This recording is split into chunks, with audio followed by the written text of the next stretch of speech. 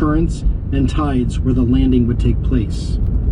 When the U.S. Marines landed on the beaches during the Pacific Campaign during World War II, they were often met by signs erected by the UDTs welcoming them to the island.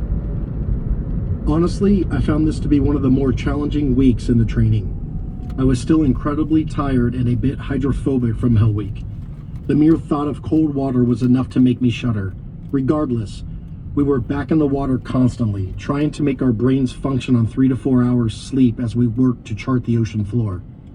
It was like a second Hell Week for me. It was especially hard because I wasn't expecting it to be so challenging.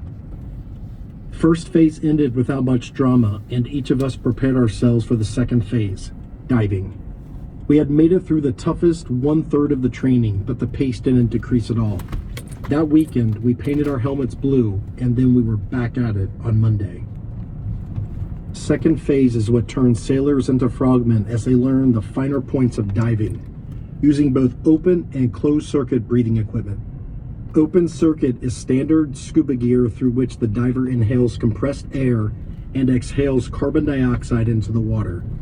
The problem with this for combat operations is that the enemy can spot the bubbles, revealing that there are divers in the water. The solution is a closed circuit system that uses soda lime to scrub the carbon dioxide and then recycles the air back into the diver's breathing hose. The result is a complete absence of bubbles, enabling SEALs to move stealthily into harbors and other targets.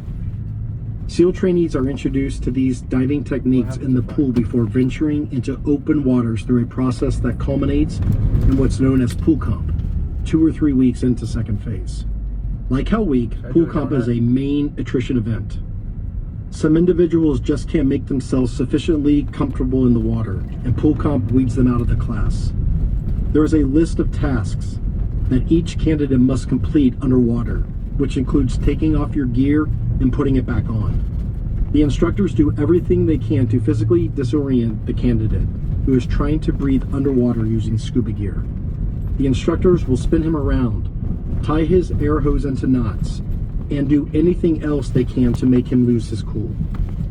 The thing that got me was when they tied the exhalation knot, preventing me from exhaling. I flipped out. I had to learn to inhale through my mouth and exhale through my nose.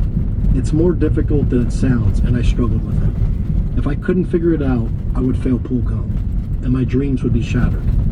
The thought of spending months or even years at a time working on a ship while my wife and daughter sat in an apartment was terrifying.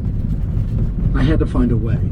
I didn't have a pool available after hours, so I found the next best thing, my apartment's bathtub.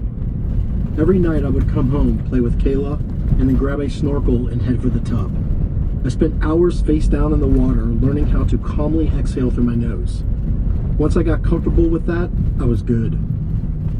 Not everyone was able to find a solution to their particular hang-up though.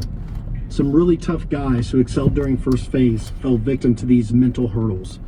One of my buddies, who is a complete physical stud and went on to have a successful EOD, explosive ordnance disposal career, couldn't make it through pool comp.